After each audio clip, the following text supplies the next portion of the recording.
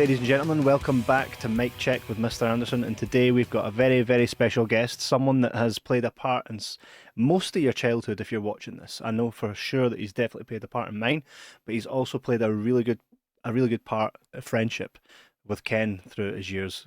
A lot what we're going to hear about, specifically chatting today as well about SmackDown versus Raw 2011, one of the best. I'm not just saying that because he's here.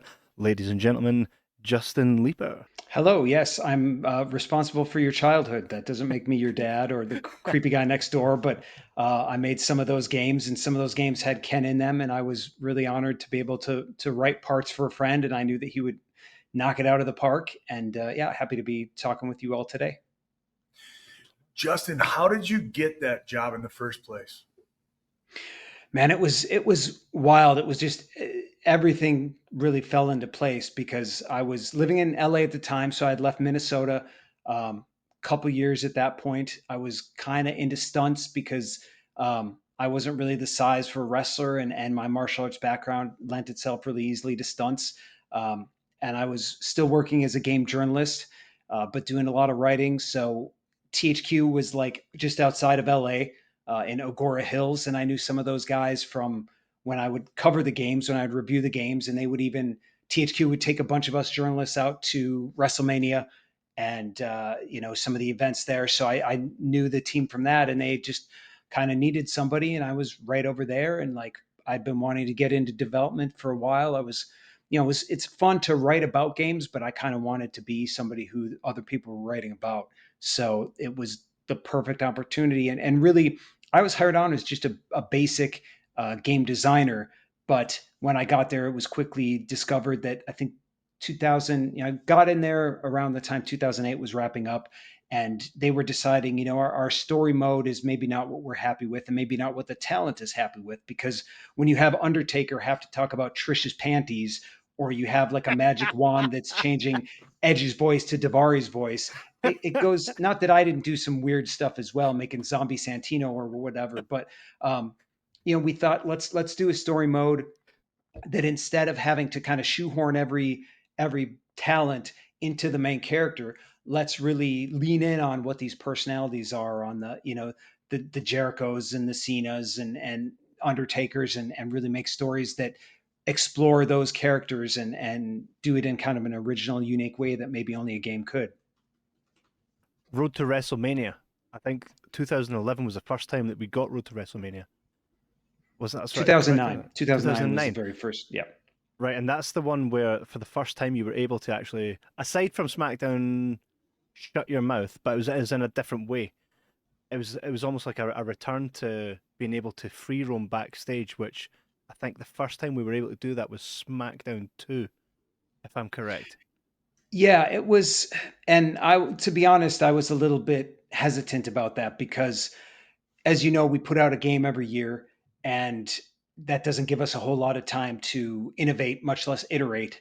So my creative director was kind of pushing me, and I really wanted to make every installment a little bit better, a little bit more ambitious. The scripts got bigger, the scenarios got more interesting or diverting from the regular gameplay. And my creative director really wanted to have like a free roam backstage. And man, it was hard to fit it in. And I'm not super happy with what we ended up with because, for example, just about everybody backstage hates your guts. And it would have been nice if maybe you had a couple friends who just didn't say "Get the hell out of here, kid" every time you tried to talk to them. But yeah, it was one of the many things that we tried to really be innovative with.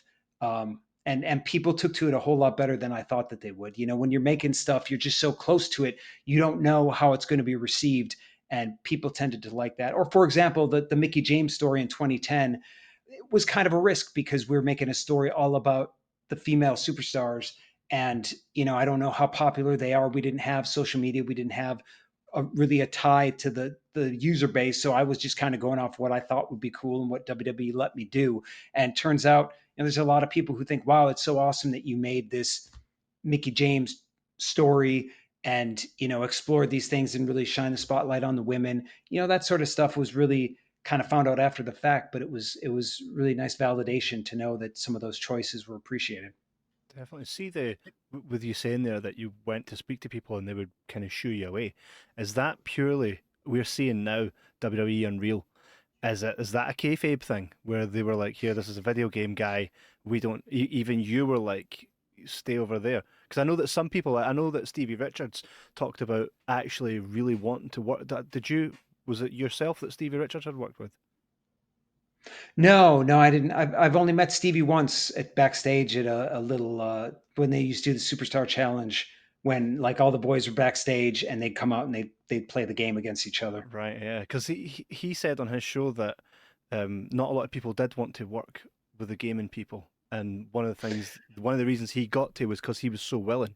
So did you find that Hmm. majority of it was that they were not willing purely through kayfabe type thing? Because you would think, from a marketing standpoint, every superstar would be coming to you and being like, "Yeah, like here, let's work and do more on this game, eh?" Well, some people were more amiable to it than others. People who maybe were a little older and didn't know about games, like a Ric Flair, Hmm. um, or maybe here's a good Ric Flair story. So we had a roaming, like a remote. We basically were ambulance chasers for the live event trucks and things, and we would follow them from location to location and try and pull in as many people as possible. Now I had to be working on the game itself, so I wasn't able to go on the road with those, but we had a good director. We had Steve Islis, who was a wrestler himself, who kind of got a good relationship with the boys. But they brought in Ric Flair to do his voiceover, and we did something called efforts. And efforts are like, you get hit, now you're hitting. I'm sure Ken did a bunch of those right. So they got Ric Flair in the booth, and they go, "Okay, Rick, do an attack," and he goes, "Woo, attack." Like, "Oh, okay, Rick, but let's try that one more time. Woo, attack." And like that's basically all they got out of him. And we found a way to put it into a cutscene, that Yeah. woo attack, when he like chops Shawn Michaels or something, and we put it in. But yeah, he wasn't really getting it. But I'm sure that we were a bit of a thorn in the side of the talent, and we're kind of chasing them around and trying to bribe them. I think we went over to Rey Mysterio's and bribed him at his house in San Diego to get him to Wait, record. Or wait a second. Wait a second. You had to literally like wrangle wrestlers in order to be in this video game? Like, Yeah, yeah, we had to chase him down, and Steve luckily, had a good rapport with some, but we went to Taker's house to get a very small thing recorded, because he was initially the guy in 2009 who said, "I don't want to record anything." And I get it, because yeah. what the game was before was totally not doing justice to his character. So I try to do total justice to his character without needing him to speak. You don't really need Undertaker to be cutting promos or anything. You Right, just right. work on that mystique. So that worked out to our advantage. But then I think eventually, much like WWE, gained some more trust for me, and let me use my talent instead of saying, we're going to send some deep south guys over, you can't do any other wrestling. When I said, well, I got Cole Cabana and I got Claudio Castagnoli and I got you know Bonnie Maxon, I have all these people who can wrestle and act, then they kind of warmed up to it. But yeah, it was definitely a process, year over year, trying to get some respect and let them, eventually they let me turn Rey Mysterio heel. They let me retire HBK. So they were letting us do some really cool stuff that I was kind of like, you're going to let us do that? Oh, awesome. Thanks. Did you ever see that any of your storylines got found their way onto TV? Yeah, the one that I'll think about and I just mentioned is, we had JBL in a feud with HBK, Mhm. and it turned into a retirement angle. But what they did, so those scripts went to WWE probably in, let's say December the year before the game released, and then we had to do the motion capture, and then we had about 4 months to get the voiceover recorded, and then we would put it all together and get it in the game. So in the meantime, when that script was submitted and approved by WWE, and then the game had come out, they did an HBK JBL story, but it was one of those god awful, like, all of a sudden a millionaire is poor. Oh, HBK's got no money, and JBL has to bail him out, and now he's JBL's slave or whatever it was. And it was like, Credit oof. Crunch Kid. Yeah, yeah, There it man. was. It was like, I'll do Pepsi Challenge with that anytime. And that's kind of how, not a lot of people know this, but about a year after I stopped making the games, I was in WWE headquarters interviewing with Stephanie and Paul for a gig over there. Wow. And, I was kind of like, Stephanie literally told me, she said, I don't think you're as good as you think you are. And I'm like, well, you kind of flew me out to New York and put me in a hotel and gave me a limo and everything. I think you might like me a little bit, but she was like, what do you want to do? Do you want to do character development? Do you want to write stories? Do you want to produce things? I was like, I would love to do any of it. I've done some of that in the game, which is of course very different, but I would love the chance to do any of that stuff. And that didn't quite work out, but Oh, an opportunity you don't get is not an opportunity for you. So Was that something that like? Why do you think that is? Like, did you follow up on that? Do you no, think that? I didn't get a lot of feedback. I got the recruiter, which was he was a really sweet guy. He loved the stuff that I wrote, and he was probably more upset that I got rejected than I was. I think looking back, that was probably a test to see what I was going to say to Stephanie. Was I going to stand up for myself? Was I going to back down? Now, in my martial arts background and the person that I am, I respect authority. I respect tenure. I'm not going to go and tell her I know more than her because I don't.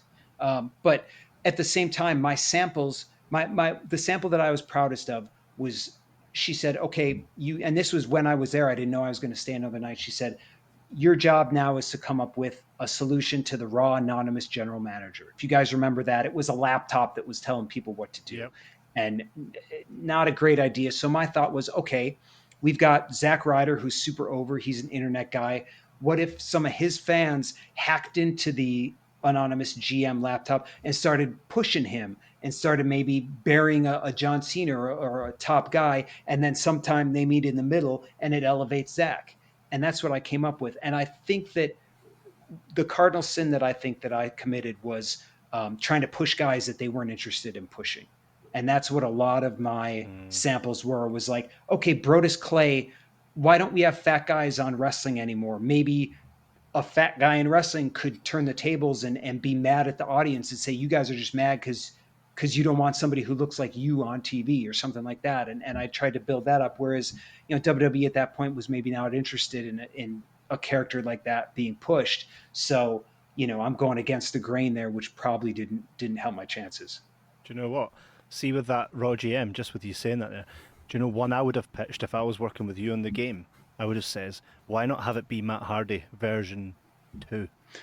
Right? Yeah. That Right. now has some sort of tech. Because did you remember that Raw GM had a real bias for Edge? And that would have been perfect timing for Matt Hardy to have a bias towards Edge.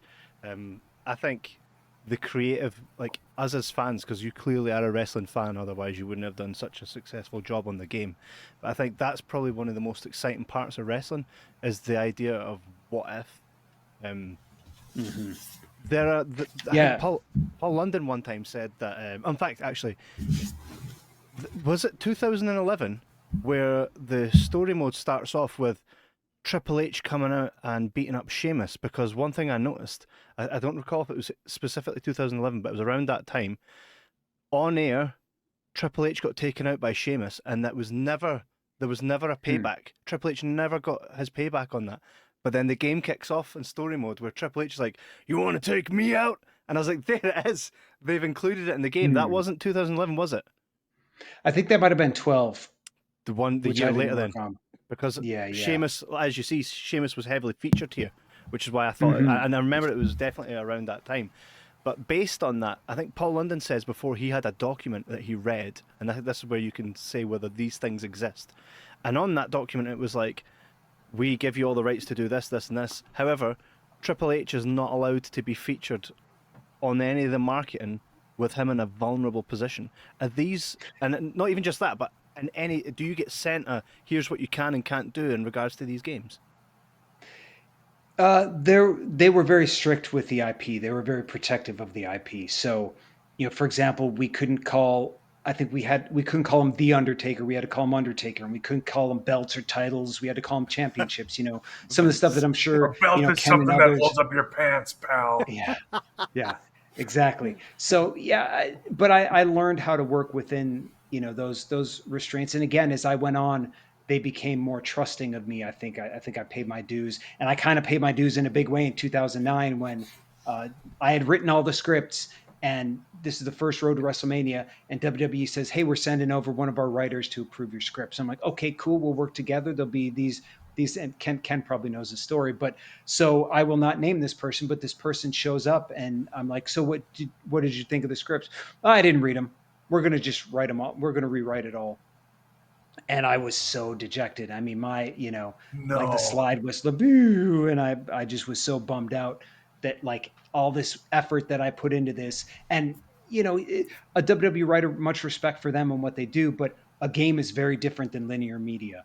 A game, you need to account for if the player wins, if the player loses, if the player chooses this, if the player chooses that, and you need to think in that very kind of non-linear way. Whereas a story is like, okay, this is going to happen, then this is going to happen. You have full control. So yeah, that didn't happen. But to go back to what you were saying about the Triple H thing, that's been a rumor for a while. And my guess, I never experienced that personally, but my guess is that was a PR edict that was brought down probably in Europe or UK, because the PR out here has been a little weird. Like, name your baby Turok and we'll give you, Yeah.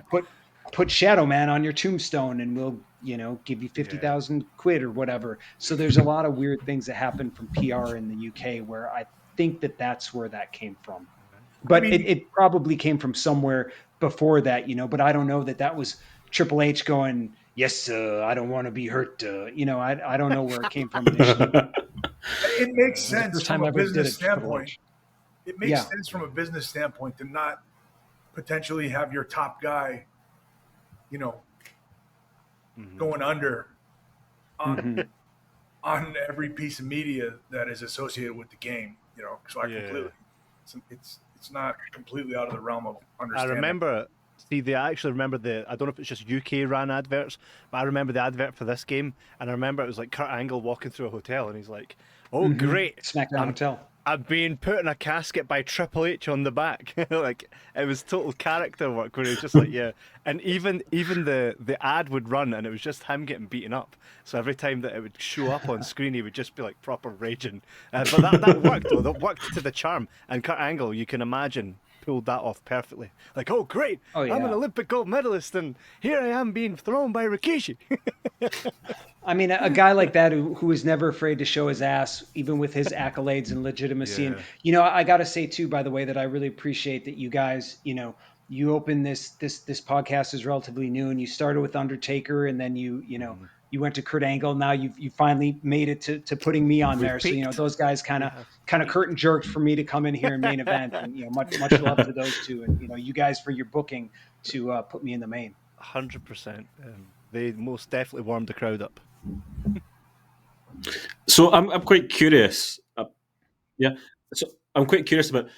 So certainly, in earlier years, they're much better now. But in earlier years, you get guys who were in pay-per-view matches, even people who were competing for mid-card titles, who wouldn't feature in the game.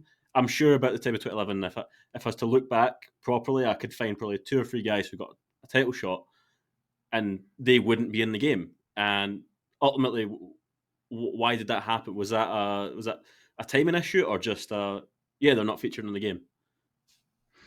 Yeah, we tried to get as many people as possible, of course. I think sometimes cuts need to be made for time or budget or whatever. And also, really, we've got that big lead time. So again, we're working a year before the game came out, and we have a lot of time that it takes to, it doesn't take as much to alter a Randy Orton model to give him a new tattoo and a new pair of trunks as it does to kind of make somebody from scratch. We would have loved to get as many people as possible, but sometimes releases or people who just weren't involved yet. There were a lot of by the skin of their teeth times where, for example, we in 2011 we got Rob Van Dam, but we got him on our own because he was not signed with WWE and he was not signed with TNA yet. We swooped in and got him to be a like a hidden character in the Rey Mysterio story. Or when Brian Kendrick was the kind of love interest to Mickey James in 2010. And I think that he might have been in danger of being removed from the game, but because he was a pivotal part in that story, they kept him in. And through our mutual friend, Chris Hero, Brian Kendrick came to my house to say, dude, thanks. Because as Ken knows, those guys got paid more to be in the game than I got to make the game in a year. So it was a big, deal for them to be able to get that licensing money, especially back then when it was a pretty lucrative check that you would get. So yeah, everybody of course wanted to be in it, not just for the prestige, but for the financial rewards. Yeah, I remember that check being like, if I'm not mistaken, it was like $35,000 to $50,000 just on that initial. So to hear you say that there were certain talent that didn't want to be in the game blows my mind. And then you got the man, they're just not into it, just not interested in it, I guess. Yeah. Wow.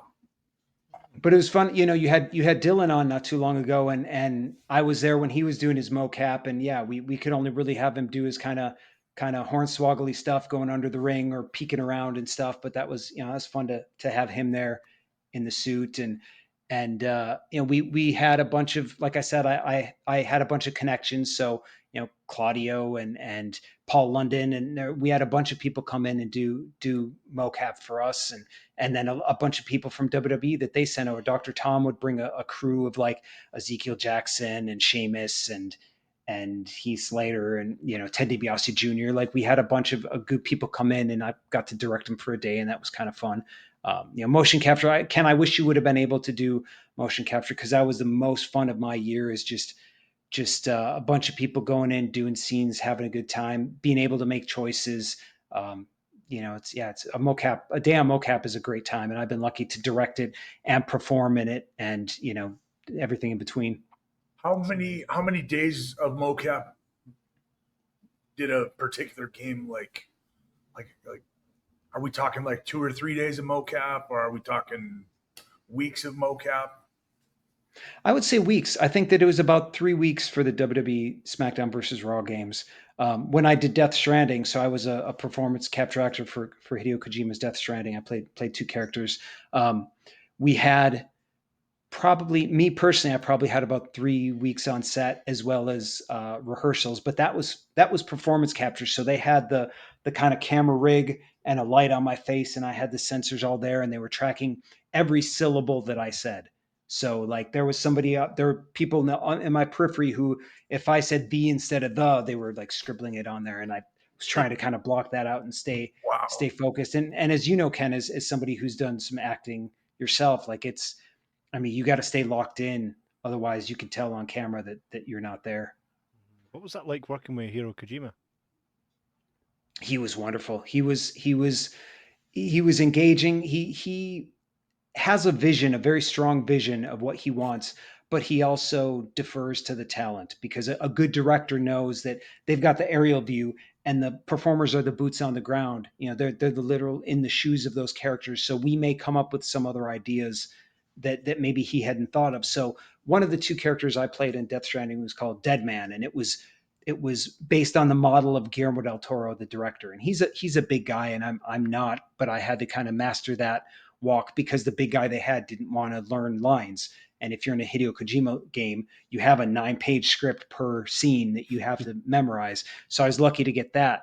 But the last scene for that character, who's kind of idolizing Sam Bridges, who's kind of the main character, was sort of a reversal of that. And I pitched it to Kojima-san, and he was into it, and we got to do it, and people seem to really like it. And that's, everybody wins there. Any chance of seeing you in Death Stranding 2?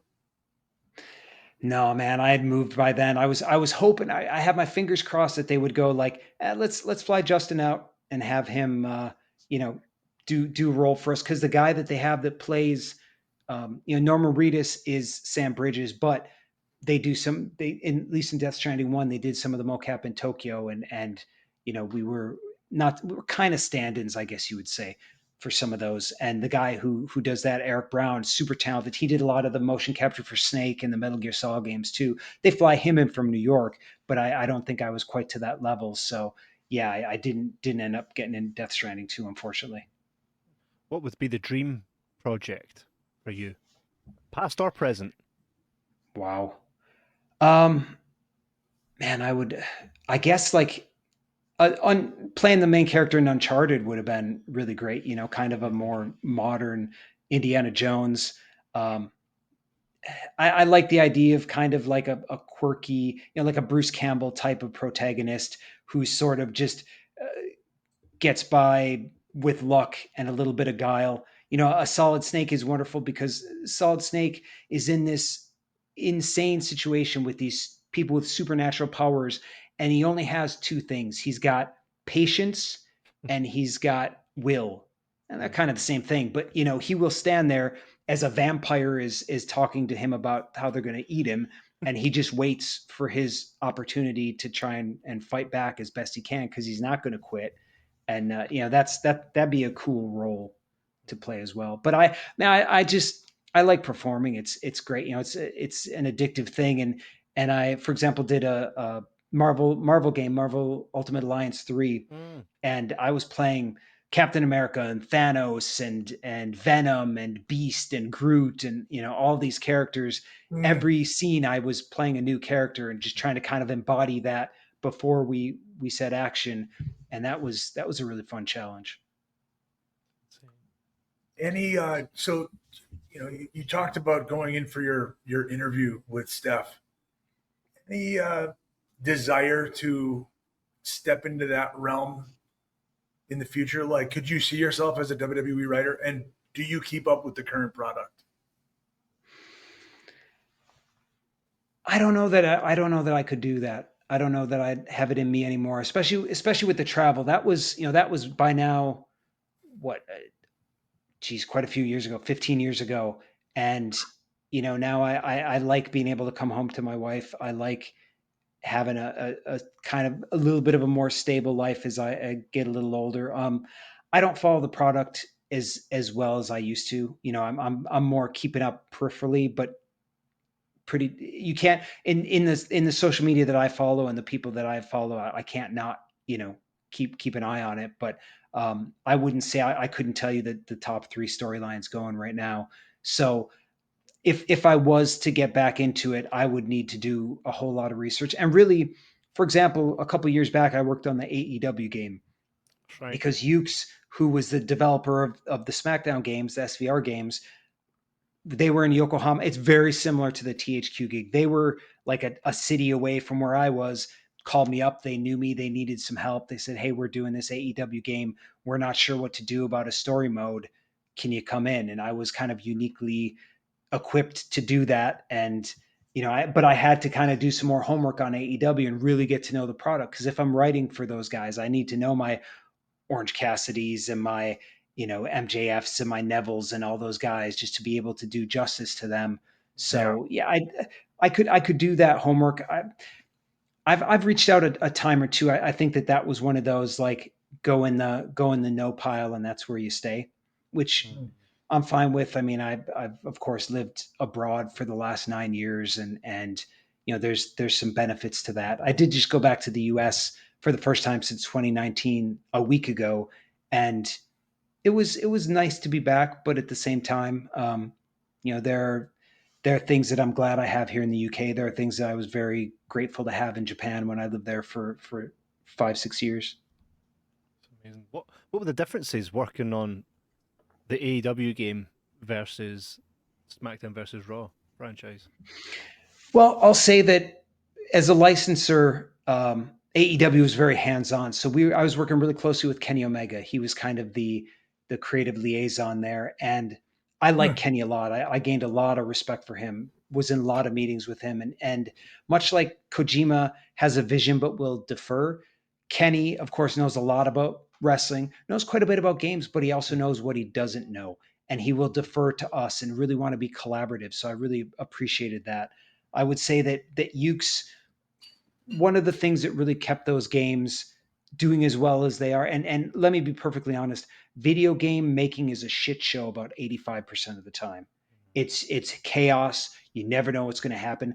A game shipping is a miracle, and a good game shipping is like a holy crap miracle. So it's a difficult situation, but Ukes didn't have a kind of a mother hen watching them like THQ gave when they were working on it, or like 2K did when they were working with Ukes. So I think that there was a little bit of a a little bit of a difficulty in vision, and not necessarily knowing, are we in control or is AEW in control? We don't have a publisher at the time, so who is going to make these decisions? What is the budget going to be like? And for me, I had 10 months to write and implement a story mode, Wow. which was very different from the Road to WrestleMania stuff. It was a much smaller budget. I mean, I was doing the motion capture myself for like half of the motions, and I was putting the cutscenes into Unreal Engine, which I had never done before, which actually got to be pretty fun. But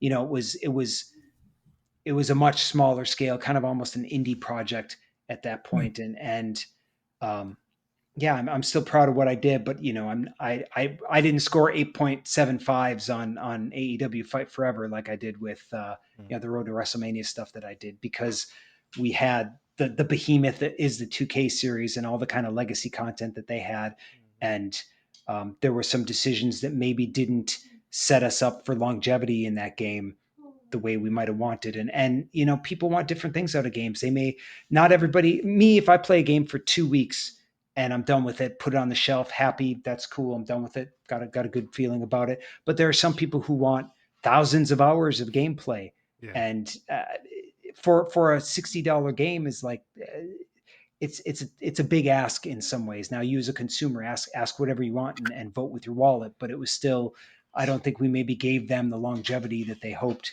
would come. Now, speaking of Stevie Richards, I think he has said that AEW is like his least favorite wrestling game, which, when you've got Backstage Assault and you've got Simpsons Wrestling, you've got all this stuff, I don't think that that's fair, but that's his opinion, and you got to take the good with the bad. Totally. Everything, I suppose, is subjective. Like wrestling, like art in itself. Everything's subjective. Mm-hmm. What's the creative process look like for you when you're writing these games? Because you look at like how many different wrestlers that you're dealing with and how their stories have to intersect with each other, and you've got like almost choose your own adventure, right? You have to come up with like a bunch of different endings, and what does that look like for you? Yeah, I think you had 10 months to write for the AEW project. How long did you have? How does that compare with the WWE projects? Well, it was like you hit the ground running at 10 months, right? On the WWE projects, I at least had some pre-production time to kind of think about things. It was basically, hey, you're hired, you got 10 months at Ukes for AEW. So that was a little rough. But what I would normally do is I would say, okay, generally what stories do I want to tell? For example, the story that you were in 2009, the Masked Man one with Chris Jericho, was originally a Bobby Lashley story, because Bobby Lashley has a military background, and let's get a Masked Man in there and push Lashley. Well, we found out that Chris was coming back, so we really want to have a Chris Jericho story. Let's kind of retrofit that. Let's find some antagonists, whether your main character is a healer or face, who can complement that. For John Cena in 2009, it was MVP, and that was as important. And it was actually a faction of MVP, Regal, and Umaga as Better Than Utopia, and that was a kind of fun group to put together that would never have shown up in real life. But for example, for Edge in 2010, I thought that you would be a great foil for him, and Maria would be great in that. I don't know that the Edge had worked with Vicky Guerrero or not by that time, but I thought Maria could do a really good job. As much as on TV she was playing kind of ditzy, I wanted us to lean in on that, expecting her to be able to also kind of be vindictive at the end when she gets one over on Edge. So I'll come up with what are the tropes of stories that we've seen or maybe not seen so much in games and in real programming, and then who would I want to have be with them. I think when I'm not a songwriter, but some start with the lyrics, some start with the melody. Some of these stories started with what is the overarching storyline, then let's plot in the people, but then also who are the people and what should we do with them. Undertaker is a great person to build a story around. With the first Undertaker story, I went, okay, who do we have that could even come close to challenging Undertaker, and who would be a surprise? And it ended up being, spoilers, the Boogeyman. And we called him the Man, and Finley and Santino were talking about the Man is coming, kind of a little bit of a Johnny Cash, when the man comes around type of thing. And it was Boogeyman. I think that surprised a lot of people. And then in 2011, I thought, well, what if for the first time, let's have the story be about the player taking on the Undertaker, trying to beat his streak. Cool. We were able to bring back Paul Bearer. We were able to do some kind of funky things with like caskets and urns and whatever else. So, we definitely built those stories around him. But other times it was like, okay, what if we have all the brands go against each other in something we call the Champion of Champions competition? And all right, who's going to represent each of those brands? And I got to make my own Champion of Champions belt, which is pretty cool. And I saw on YouTube somebody actually made a physical reproduction of that belt, which looks pretty neat. That's cool. Yeah. When you say that you were able to bring back Paul Bearer, is that something that you wrote into the storyline, pitched, and they were actually able to like get in touch with him, or had he passed by that time? No, he recorded some actual dialogue for us. Yeah, as did Dusty Rhodes was in 2011, I believe, and we were able to record him, and he was going ad lib totally, and it was hilarious. That was with the kind of the legend killer aspect. So it was you would either take on I think we had Cowboy Bob and $1 Million Man and Dusty all in that story, and we got to bring them in and record them. Yeah, man, I didn't always get to have my way. For example, in the CM Punk story in 2009, the ECW story, I wanted Mick Foley or Terry Funk to be the kind of mentor for Punk and like, hey, dude, this extreme action, like, it's really not worth it. But we couldn't get them. So I don't know if I or the WWE writer suggested Taz be the one who kind of came out and surprised, jacked CM Punk, and then became kind of the foil near the end. But yeah, it was, just coming up, being able to reunite Edge and Christian was super, super fun. Yeah. Being able to push people that weren't pushed before. So for example, in the Rey Mysterio story, when he kind of gets amnesia, the other two kind of support characters were Jack Swagger and Evan Bourne, who, Evan Bourne is unfortunately never really sniffed a world title, but in that story, he was a contender for it. So that was cool.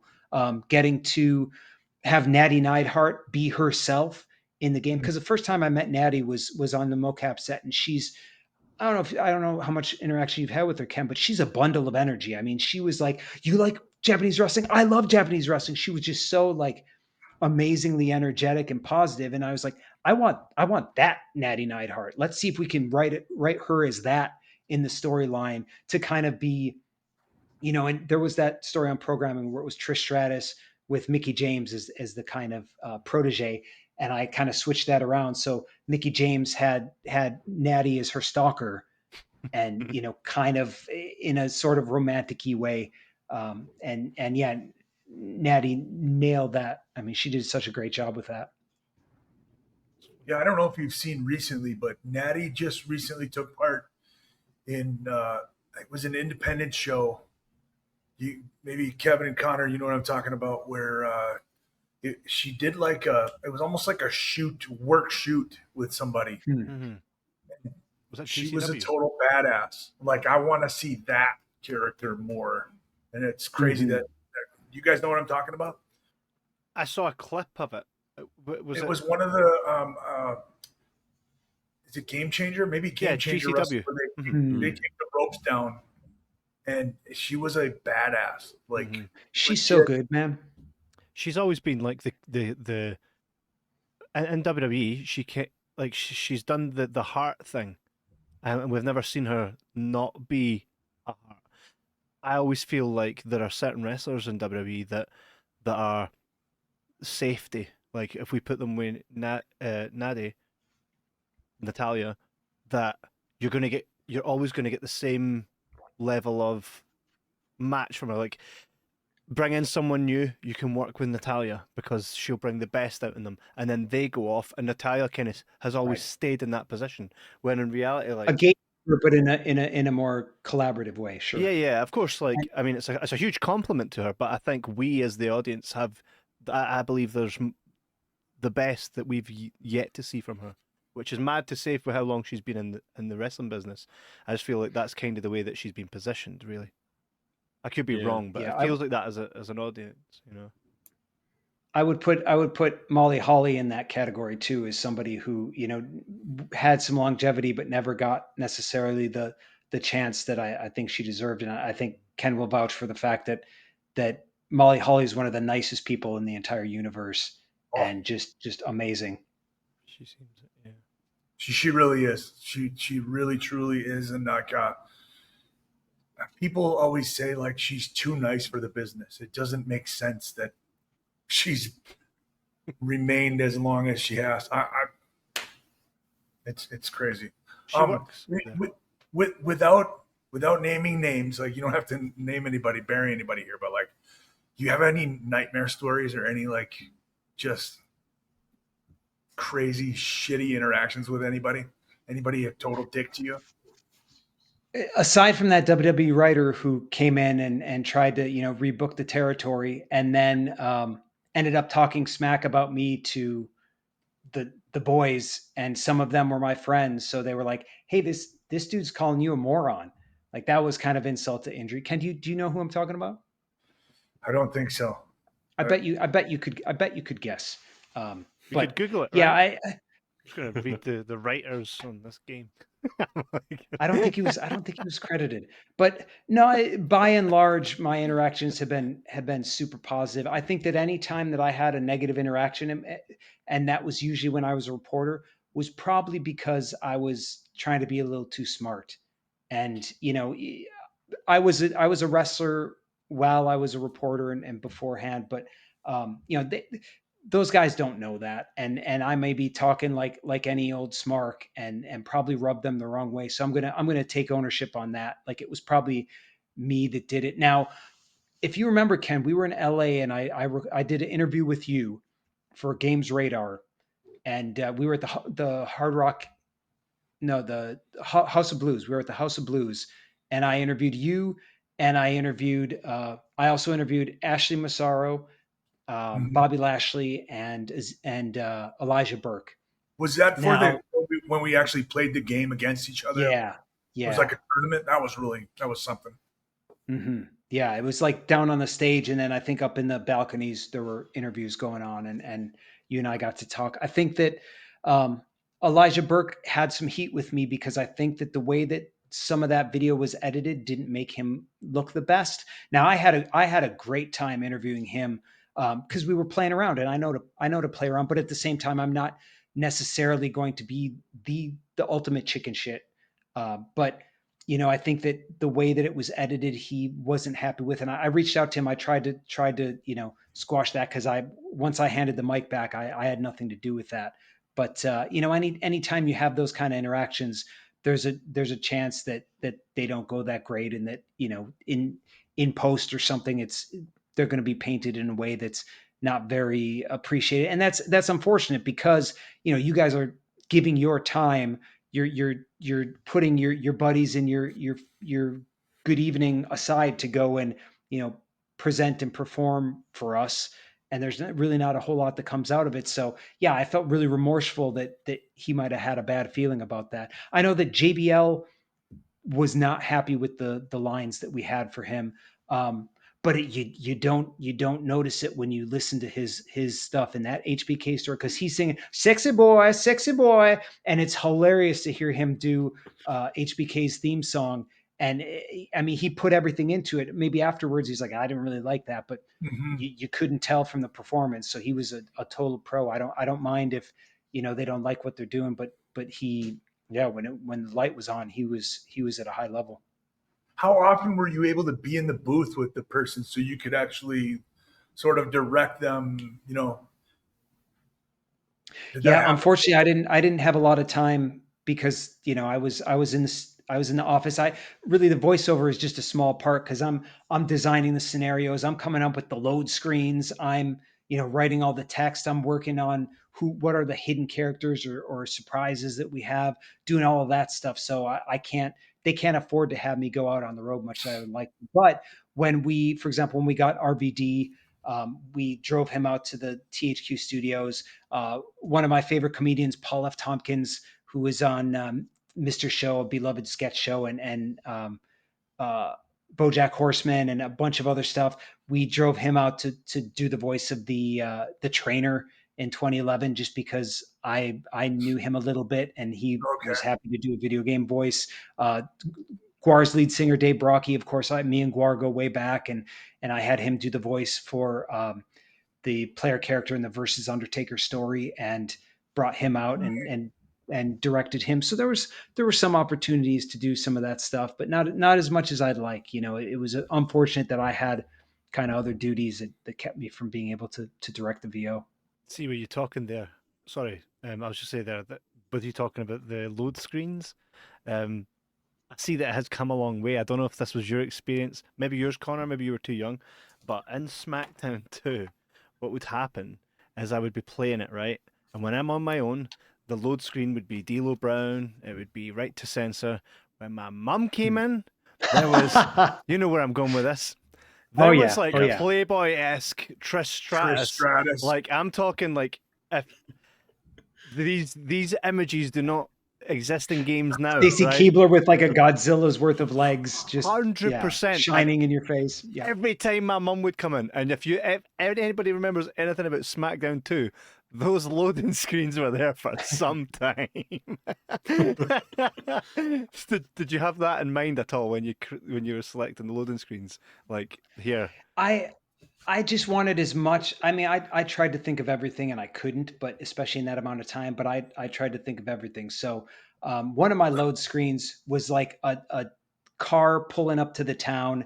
You've got the marquee. That's right. And that was kind of based on, if you remember Punch Out, Mike Tyson's Punch Out for the NES. In between those, you're like jogging in the pink jumpsuit, and your coach is biking in front of you. It was kind of like that as an inspiration. And then one of the other load screens was kind of your character going through gorilla position to the curtain to kind of go out to the arena. So I don't know if they were actually load bearing or not. Sometimes that stuff gets lost in translation, but they showed up and they looked pretty cool, and hopefully they were loading the game while those things were up. So you properly got started when it was SVR 2009, right? And that was the first year that they dropped the GM mode. What was it that went into dropping that? Because everyone loved that mode. Right. Yeah, we plain didn't know. We plain didn't know how over that mode was, because again, before you guys get to play that game, we're developing the next one, and we kind of had to mix it up a little bit and remove some certain things. And yeah, I'm sure in hindsight we would have kept GM mode in there and let it flourish a little bit. But yeah, I think they were just like, nah, it's time for something new. Let's get rid of that. Sometimes match types come and go, or other stuff. But yeah, that was definitely a mistake. Maybe create a finisher was what we were going to do instead with those resources, which was a very cool mode, especially the second time when you had some kind of top rope stuff you could do. But yeah, kind of a botch on our end to not include that. I think it was only around for 2 years though, wasn't it? We only got 2 games of if that. Yeah. 07 and 08, yeah. 7 and 8, yeah. Yeah, and you know what? 07 was a big deal. Oh yeah, because you had your house and you could customize it. It was great, but then now we've got universe mode back, and it's a little bit not universe, sorry, GM mode. We've got GM mode back, and it's just a little bit different now. It doesn't quite feel the same. I don't think it's just because I'm a little bit older. Missing heart. It's truly missing. It's missing the heart, yeah, and it's. For me as well, I always loved playing as a custom character, and I thought it was great in like 2009, 2010 when you could make your finisher. And this is a huge thing for me. I don't know if it's as big a thing for everyone else, but when you could put your own music in the game for a theme. Oh yeah. And now you can't do that. You've got to use one of the generic songs, which are all terrible for the character that I'm trying to make. So it takes a lot out of it for me. He needs Beach Boys. Yeah, that was a Xbox. I know had that. You could burn the CDs and play that music. I will give props to Mikey Ruckus, the AEW music guy, because he was amazing to work with on Fight Forever. He would, for example, if you guys remember Super Mario World, and when you get on Yoshi, the background music has some bongos to it. Mhm. And then when you get off Yoshi, the bongos stop. And I was like, let's do that. But when you go to a restaurant, if you choose to be vegetarian, can we get a bongo track in there just as like an homage to being on Yoshi? Nobody will understand it. Nobody will care. But like, I think it would be cool. Do you think it would be cool? He's like, yeah, I'll get it done tomorrow.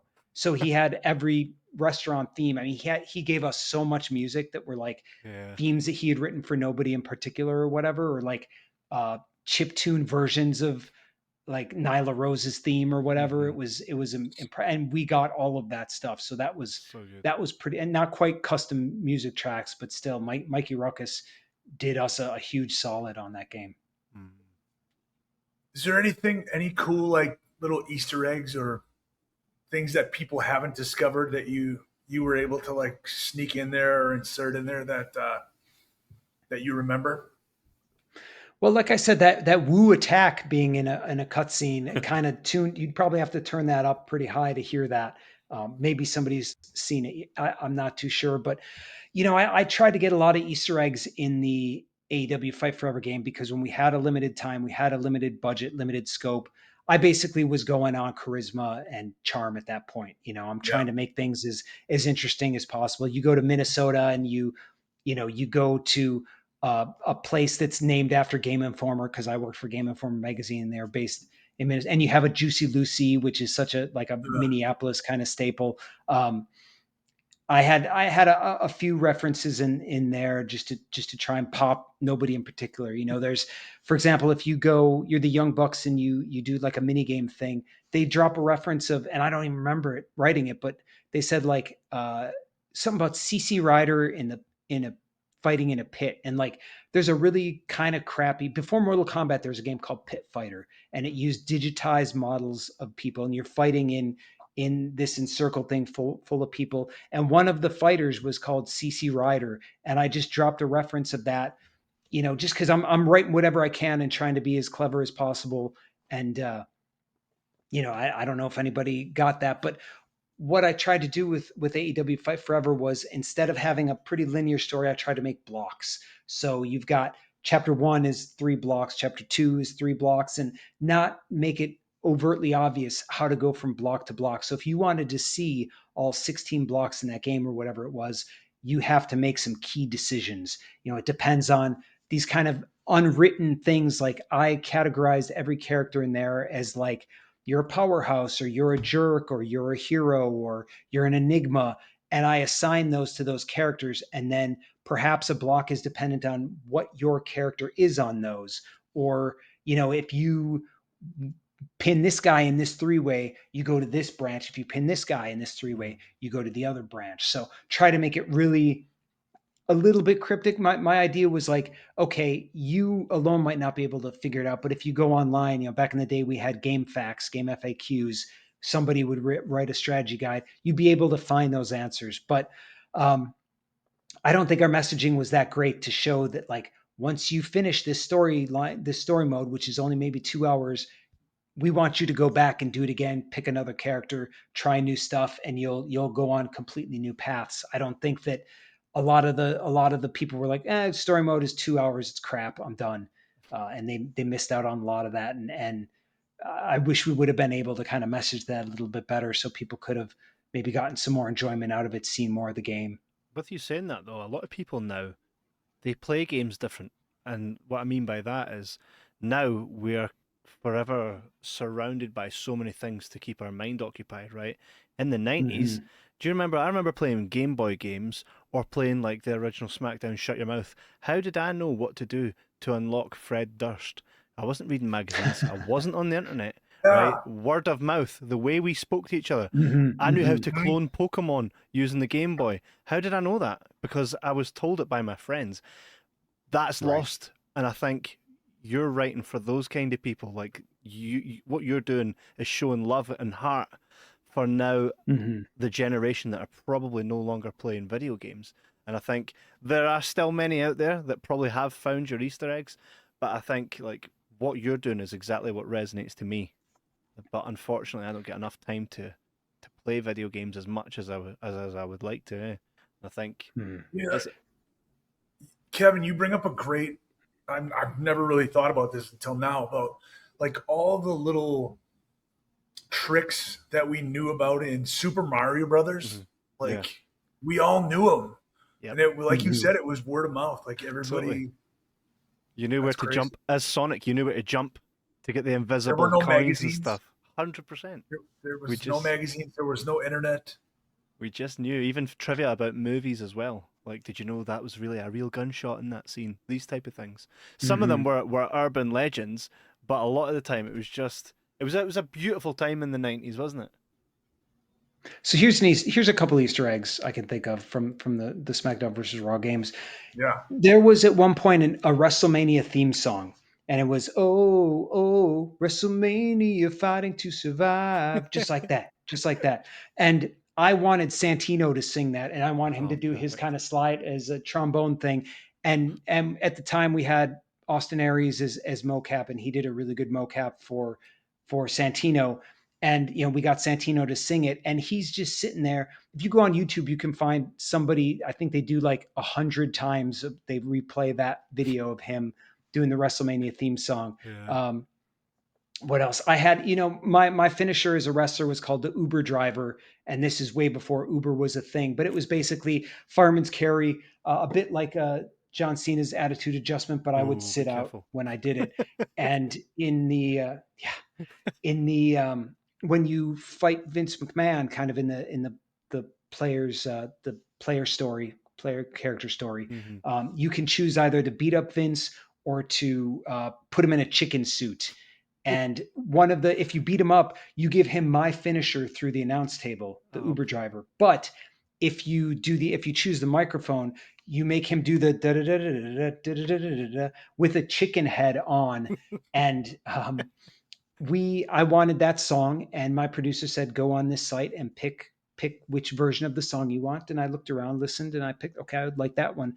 They pick it, and whatever, it's in the game. And I find out later, $10,000 to license that version of the chicken song for that one cutscene. $10,000, which is, I would have picked a different version, but I guess that was within the budget. So, but also, some of the times with that short lead time, with that short dev cycle, some things stay in that you wish wouldn't. But if it doesn't stop a game from being on a disc in a box on a shelf, it stays in. So I think in Road to WrestleMania 2009, you had a cell phone. It was a flippy phone. That's right. That you would get voicemails on and whatever. And it was weirdly big. It looked like a damn laptop, the way that it was sitting on the folding chair. And I was like, we got to change that. That looks really bad. And they were like, that's not an A bug. That's not preventing the game from working. I was like, yeah, but it's huge. Nope. Couldn't change it. So if you look at 2009 and look at that cell phone, you'll see just, it's at least like, it's a damn laptop that you would kind of hold up to your head. But we just didn't have the time to change it. It's like a boombox. 100%. Yeah. 100%.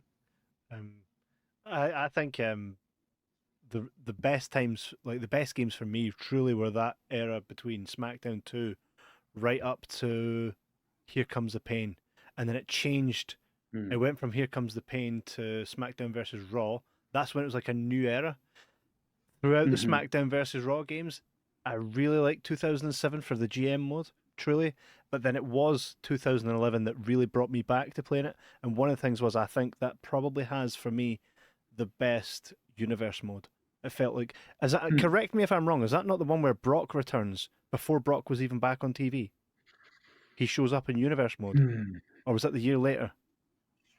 I don't remember. I do remember that 2011 we had some new physics engine that I think made weapons a lot better. Things were behaving a little bit more realistically, and people really like that. Because like they would break and shatter, and you would go to pick it up, and it would perform like it would in real life, as opposed to what it is now. You use it, and another thing as well, you could continuously use weapons back in the earlier games.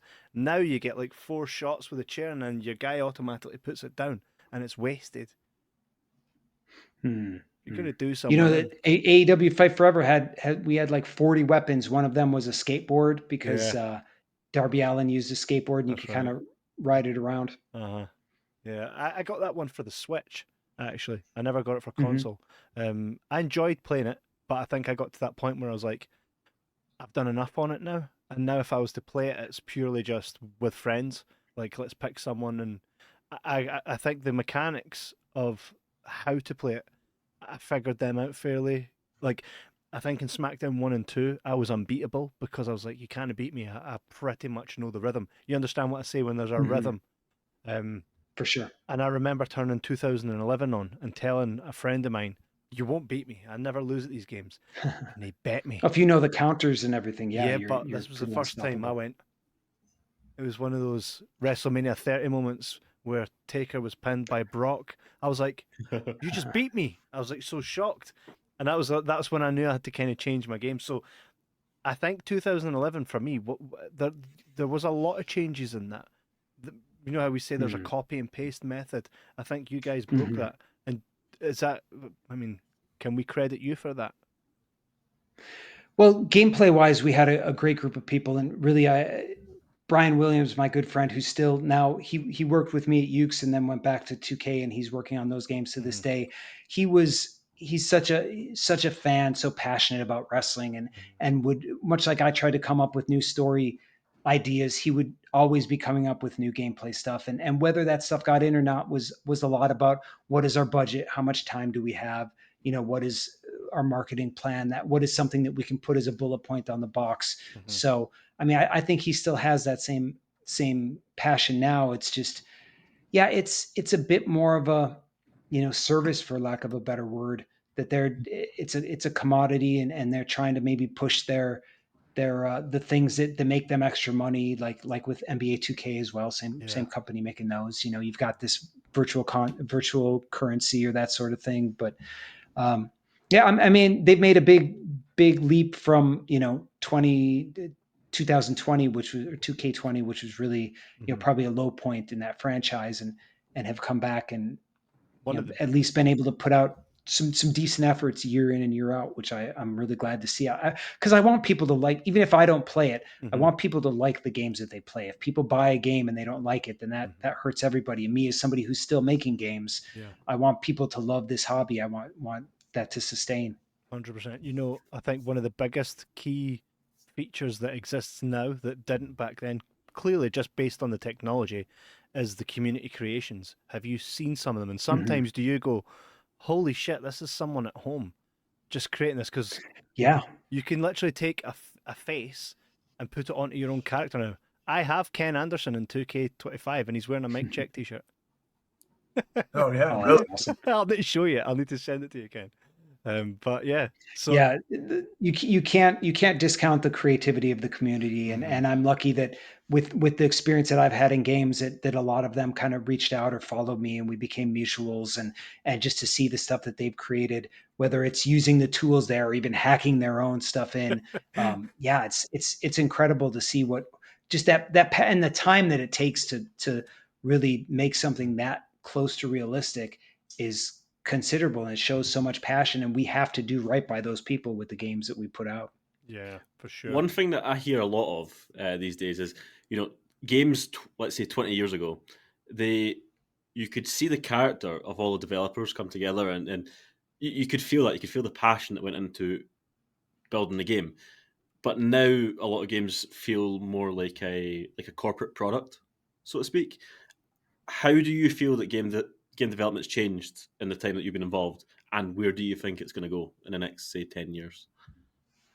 Yeah, I really agree with you, Connor. There, it's pretty apparent. And one thing I wanted to mention that was really cool is that if you look at those WWE SVR games, like, I'm in the audience. There is a version of me there. Ukes took Ah, pictures of all of us and kind of put us Brilliant. in there, and it's pretty fun to see. And then that character kind of morphed even as I left, so there was still kind of a piece of me there. But something that I always kind of preach that is a little bit underrepresented is how much of a shift the PS3, Xbox 360 era was. And what I mean is, when those games came out, from then on, everything had to be HD. Hmm. All the assets had to be high resolution.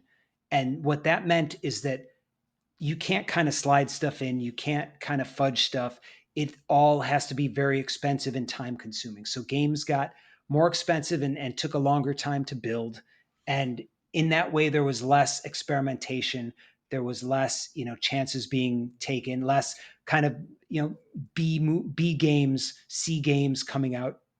And I think we're worse for it. So now, much like with movies, you've got this valley, and on one side you have AAA, and on the other side you have indie, and it's a ghost town in between, because it still takes millions and millions of dollars to put a game out, especially if you want to get if you want to be on a shelf, if you want some kind of presence on online marketplaces, if you want to get the kind of coverage that will push units, you got to invest a whole lot into that. And yeah, it's unfortunate that that's happened. And because of that, team sizes have swollen up, and development cycles have gotten a lot longer, and then games get canceled or studios get closed. It's a really difficult time in games right now, because of those things. And it's pretty sad. Some people I know have lost jobs, found jobs again, and lost jobs again, and it's through no fault of their own, because they're all really talented people. But whether it's a money mark that just wants to make this money, or a company like Microsoft that's had a lot of mergers, and then they end up, even though they're having record profits, kind of have to let go of 9,000 people. Yeah, it's very difficult in games right now. Plus, you've got, I will say, culturally, there is this kind of, it's again this divide of like best thing ever, worst thing ever. There is no like, that's pretty good, or it's fun. It seems like if you want to be heard in social media in the world, you either have to go, this is the shit, or this is the shits. Yeah. And nobody listens to anybody anywhere else in between there. So you have these people who maybe even haven't played the game. They're like, well, this is crap because of this reason, or I read this about it, or this trailer makes it look like this character I don't want to have sex with, so I don't like this game, or whatever the case may be. It's there's a little bit of toxicity in the community as well, which means that maybe those games that aren't, because here's the thing, guys. Here's a secret to life. Not everything is made for you. 100%. Not everything is meant so you pick it up, consume it, and you're going to like it. And that's okay. That's okay that there's a main character that doesn't look like you or what you're attracted to. And don't play it. Yeah. Focus on what you like. Focus on big up in the things that you want to see succeed. And the other stuff, let somebody else enjoy that. Don't ruin somebody else's good time. Totally agree. I always wished that I loved, Final Fantasy. My friends all loved it. I just couldn't get into it. And I'm like, I appreciate it. I know it's clearly something that everybody loves. Never shat on it. That must be a 90s thing as well. I feel like we never went out our way to put something down. We just either played it or we didn't. You know what I mean? But we always kind of had a respect and an appreciation for everything that existed. Justin, before we let you go, I want to actually find out a little bit about your and Ken's relationship, how it was you guys met, and and what it was like working together. How closely did you work together? And maybe Ken, you can even shed some light a bit on Justin's professional wrestling career as well. Yeah, so Ken and I broke in about the same time, but I was in Minnesota and he was in Green Bay, and our group would come over to ACW shows in Green Bay, and I one time saw that I was booked with Ken, and I didn't really know him. I had maybe said hi to him in passing a couple times, and he and I got in the ring together, and just to work on some stuff, and he was very giving. He was a kind of a big deal there, and I was not, and I was a new guy coming into the territory, and I think we had a really good match, a really fun match. I'm really glad that I peed before we wrestled, because I would have pissed myself on the Kenton bomb when he landed on me. So, situation averted. And then I think it was after the show, they were like, okay, we're going to do some promos. And Ken cut this promo on me as my character, Helmut von Strauss. That was just brilliant. It was so good, so witty, and like as good as anything that was on TV. And they went, hey, Justin, you want to cut a promo? And I said, no. And that was just, what a dumbass I was. Like, even though I could never have followed that up, I could have done something, but I don't know if I was intimidated or just didn't want to be a bother, what it was. But like, he cut this great promo and it ended up on TV, and I said nothing. But Ken started coming to Minnesota, working out with guys at places there, and I would see him there, and we would be on quite a few shows together. I think that was the only match that we had that was in ACW, which is still on YouTube. You can find, but I think that Ken's a closet gamer, man. Ken loves games. He So like, does. when he found out that when I stopped wrestling and started working in games, at first I was working at a game magazine, which was super Yeah. cool because I was getting paid to make games. But also it was so cool that I didn't, like him and Sean Devari were going out making the towns and getting better. I wasn't doing that. So that definitely stifled my growth as a wrestler. But I had this great day job. And then when I got into games, I think he was always fascinated in some of those things. And Ken is such a student, so he wants to find out about all that stuff, and and acting and those other things, and so we kept in touch. I remember going to his wedding and sitting at the table with MVP, Matt Hardy, Dylan, CM Punk, um, uh, Hurricane Helms, and like having the greatest time with all those guys. And some of those guys I still keep in touch with to this day. So that Mhm. was pretty neat. But yeah, like being able, I don't know how in touch we were. I did that interview with him, but I don't know. And honestly, this is interesting too because his last match in WWE at Staples Center, I was there, and we went out to dinner afterwards, and I had that soup. Hey, that not for nothing, that suplex looked fine to me, and I got a little experience. Not as much as some, but like it looked fine to me, and I don't think we were any the wiser when we went out to eat afterwards. And if Ken was, he was Fabian, but No. yeah, but then I started writing the games, and of course wanted to put him in there, and knew him enough. It's such a benefit when you know the person that you're writing for. So I can hear his voice when I'm writing those lines. And then 2010, I got to do even more because he was right there in that Edge storyline. Um, and yeah, just keep it in touch here and there ever since. And awesome to see what he's doing here. Loved his stuff in TNA. Love what's going on with this podcast, and getting to hear those stories that I've heard, told to a wider audience, and getting to see people like the Undertaker show him respect is, like he's my boy. So that makes me feel really great that like he's getting some of the love that he deserves. 100%. Man, I appreciate all that stuff, man. That means the world to me. Um, I think just going back, rewinding all the way back to that day in Green Bay, um, being able to like get in the ring with you and realize that when you get in the ring with somebody who's a storyteller, who enjoys, who wants to do more than just get in the ring and do moves to each other, like that to me is like super important. And realizing that we had some like intellectual, like we would have conversations that didn't just necessarily revolve around the wrestling business. Mhm. That was important. And then again, seeing that like, Justin fell off of the wrestling business, decided that that wasn't the path that he necessarily wanted to go. And then to see him having success and working for, like, what a cool job to work for, like a game magazine. Like, I just remember being like super, super excited about that. And almost, like would, I was almost like a proud papa. Like, hey, my buddy wrote this. Like, my buddy works for this magazine. Here, check this magazine out. And honestly, to this day, I think it's the coolest magazine. I think it's the coolest like uh, video game magazine out there. Is it? It's still in existence, Yeah, right? they brought it back. GameStop closed it, and It, then I think they went independent and have brought it back, thankfully. it is a super. Have you guys ever? Have you heard of Game Informer? Or have you? Yeah, yeah. I think we have something similar to that in the UK. This was one that ran through the 2000s, isn't it?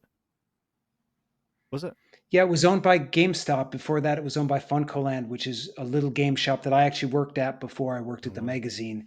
And when GameStop bought it, they kind of started really pushing it, Mm-hmm. and we ended up having circulation in the 3 maybe 4 millions. So I went from it being like 200,000 maybe to being 3.5 million, and we were still the same guys just hanging out, playing games, having a good Yeah. time, trying to take the piss a little bit, and Yeah. Amazing. Yeah, those were the magazines. Sorry, that would have competitions. If you would create I'm sure someone for SmackDown versus Raw. No, SmackDown Here Comes the Pain, where if you go to like the custom creations, and there's like a big green thing. If you completed season mode in that character, and then sent it into the magazine, you would win a chance to win some free merchandise.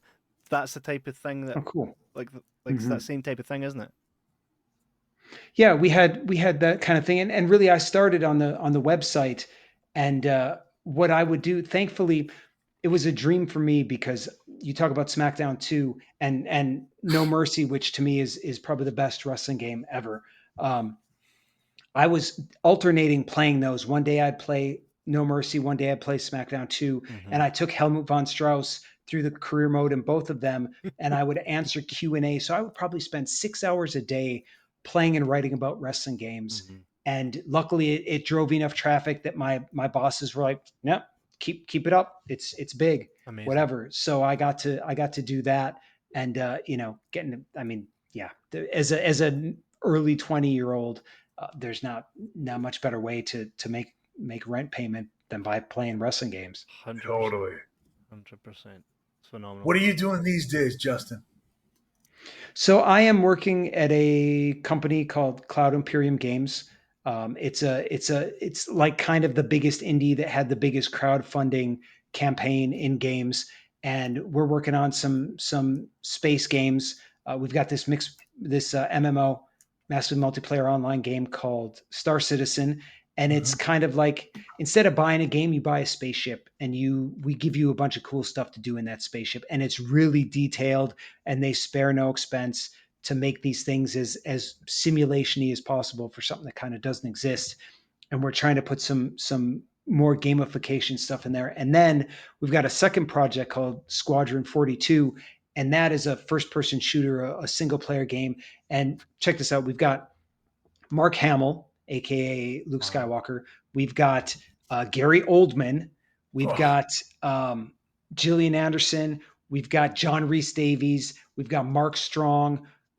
We've got just a star-studded cast Is that of Henry people Cavill as well? in this game. Henry Cavill, yep, exactly. He's in there as well. And my job is to kind of guide the team that puts that dialogue, that records that dialogue and puts it in the game. And my job is as the dialogue lead is to make sure that they have what they need and that they're supported, and to work with the other teams and show up at mocap or performance capture and make sure that the stuff is being recorded well. And as I said before, when I was doing Death Stranding and somebody was there with the pen and paper every time I missed a syllable, I'm kind of that guy now, in a sense, that I'm kind of like, he kind of said the wrong word or skipped a word. Can we do that one again? Yeah. But it's pretty neat being part of such a big studio with a big game, and it's got the indie spirit because Chris Roberts, our CEO, he made the Wing Commander games, which are very beloved by a certain amount of the gaming community. Very kind of deify those games, and he's got a huge vision similar to Kojima, and we're plugging away. We're trying to get these things close to the finish line. Squadron 42 looks just like something Ken would play. Ken, you should probably play that and do like a review when it comes out. Definitely. When's release? We're hoping to get it out next year. Gotcha. What are you playing right now? What am I? Okay, nice. So I've played about 550 hours of Elden Ring. I've beaten it, I think, 4 times, DLC a couple times.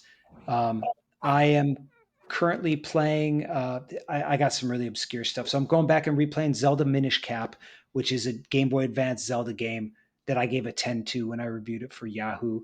I'm playing a game called Guns of Fury, which is like a Metroidvania, but it looks like Metal Slug, which is kind of an old arcade shoot 'em up game. Loved Metal Slug. And then, well, What's Guns it of Fury called? is Guns of Fury. And where is that available? It's available for just about everything. I'm playing on the Switch. Yeah. Okay. Yeah. Yeah. It's one of those download kind of indie ones. But if you like the kind of Metroid and Castlevania games, it's a bit like that. 100% like Metal And then, Slug. yeah, it looks like it doesn't. Yeah. 100%. Yeah. Cool art style. And then me and Tomoko, my wife, are playing a game called Expedition 33 Clair Obscura, which, Kevin, you talked about Final Fantasy. This is Final Fantasy if a bunch of French dudes made it. in the best possible way. So it's got, if you remember maybe like Super Mario RPG or even a game like Dark Souls where you're kind of parrying and dodging, every attack that you get in this turn-based RPG, you can dodge, you can parry, and you have to, and you've got these kind of buffs that you give your character, and the graphics are amazing, the music is incredible. It's got that kind of indie spirit a little bit because it's not a 300 person team, it's maybe closer to like a 35 person team at the core of it. But if you're interested in RPGs, it's my game of the year so far. It looks It incredible. looks amazing. It just looks too complicated for me. I know Skyrim, and I love Skyrim.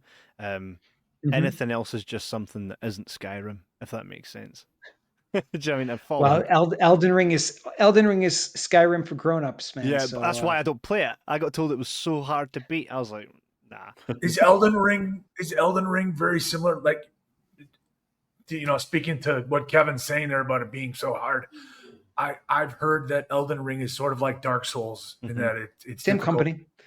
It's Dark Souls if they made it open world and give it all the kind of took care of all the things that stopped it from reaching a mainstream audience, but not losing its soul. So yes, you die a lot, but when you die, you don't really lose. You just lose your money, basically. Hey, it's Mr. Anderson, and if you're like me, you need to stay locked in, whether you're in the gym, gaming, or just grinding through the day. That's why I roll with Rogue Energy. They've got 3 killer options: hydration, no sugar, just clean electrolytes, energy packed with focus and stamina boosters, chill when it's time to wind down without crashing. All 3 are just $34.99, but because you're watching Mic Check, I got your back. Head to rogueenergy.com and use the promo code MicCheck for 10% off. Stay sharp, stay strong, stay rogue. You're talking about how much you suck at Dark Souls. I do. I really do.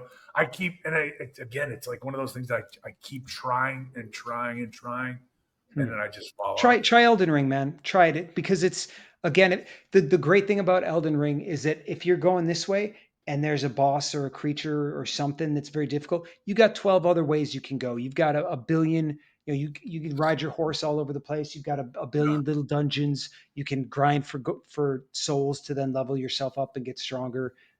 So it's a lot more approachable, I think. It looks beautiful. Like it really does. Yeah.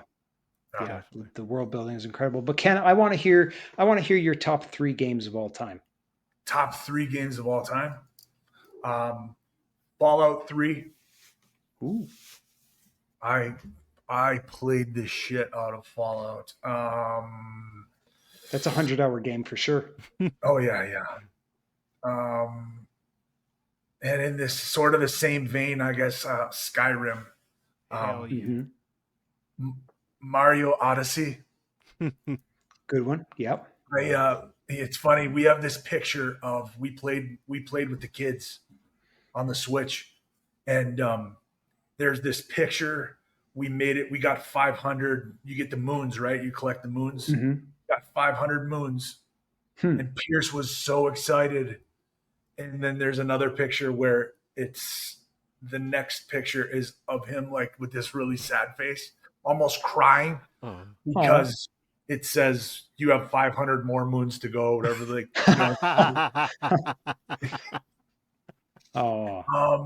and then boy, oh boy.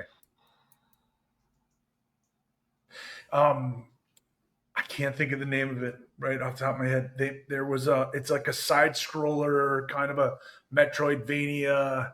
You're like a little rabbit. Is that Hollow Knight? No, because you're a bug in that one. But what is it? Mist? Bist? No, it's like a little rat. That's like a. There's a sequel to it. Dust. No, Dust is a Metroidvania with a rabbit, but that was on Xbox 360. You're kind of a cartoon.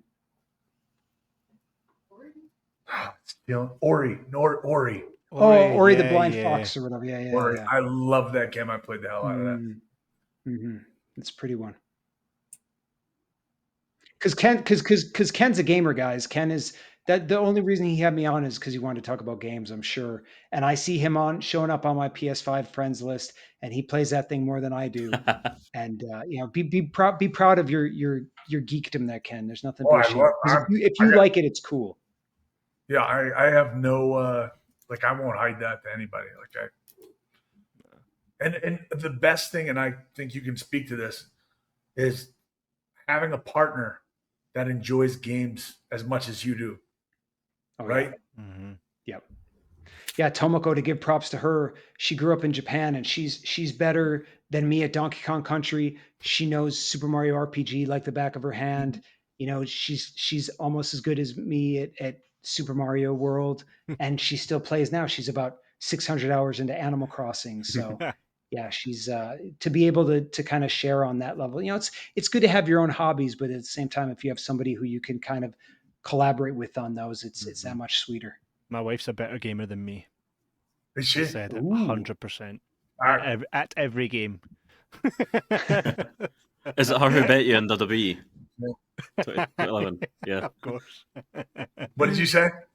She's the one that beats me at WWE and every other game. We could chat forever, Justin, of course. And this should not be the only time you jump on this podcast. We'd love to see what you do next and have you on to talk about it. And I feel like we could talk for hours about video games, but it's a huge pleasure and an honor for us to have you here on the podcast. So thank you very much for your time. Ken, is there anything you would like to say to your friend before we bid him farewell? No, it's just awesome to see you doing so well, and we'll keep catching up, and I'd love to have you on here again down the road. Yeah, likewise, man. I love what you're doing here and in general. I've seen you grow as a person, not just as a performer, and it's always, I'm always rooting for you. I would say if maybe if people have some game questions or want to talk games with the four of us, pitch some stuff, and that might be a fun diversion from the wrestling stuff, or lean into the wrestling game aspect. And I'm big fan of the show, of course. I mean, I submitted some questions that made it to some of the earlier episodes and stuff. You guys read that, and I appreciate that. And just big fan of what you're doing, and always rooting you on, man. Always. Thanks, man. I thank you for your time. I really appreciate you. Good times, brother. Let's do it again. Thank you. Thanks.